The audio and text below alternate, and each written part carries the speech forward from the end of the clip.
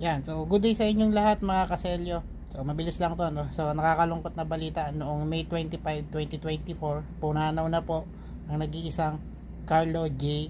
Caparas. So nahirapan ako maghanap ng mga selyo niya. So buti na lang meron dun sa binibilan natin. And medyo late na rin dumating dahil sa shipping.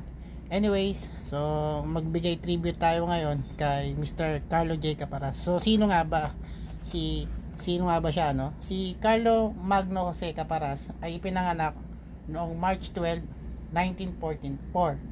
Siya ay isang comic strip creator, writer at kalaunan naging film director at producer. Siya ay mas kilala sa paggawa ng mga kinalakihan nating Pinoy comic superheroes. Ilan sa mga ito ay ang Panday, Totoy Bato, Joaquin Bordado, Kamandag, Elias Paniki at marami pang iba. Noong kabataan niya, marami siyang sinubukan na trabaho upang suportahan ng kanyang pamilya.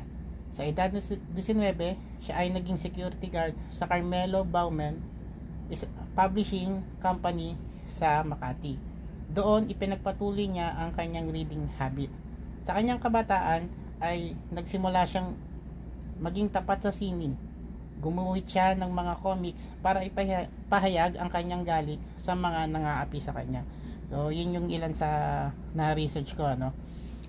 So ito ngayon yung souvenir sheet at saka Blocks of War na inisyo noong National Stamp Collecting Month 2008. So closer look. So ito po yung souvenir sheet. Yan, featuring Panday. Yan, 7 and 20 pesos. Tapos nandito yung portrait ni Mr. Carlo J. Caparas. Dito naman, Blocks of War. Ayan. Ayan. Sorry, nanginginig pa. Ayan. So, Joaquin Bordado, Totoy Bato, Gagambino at Pieta. So, nagkaroon to ng TV series eh. Itong Joaquin Bordado and Totoy Bato, si Senator Robin Hood Padilla ang gumanap.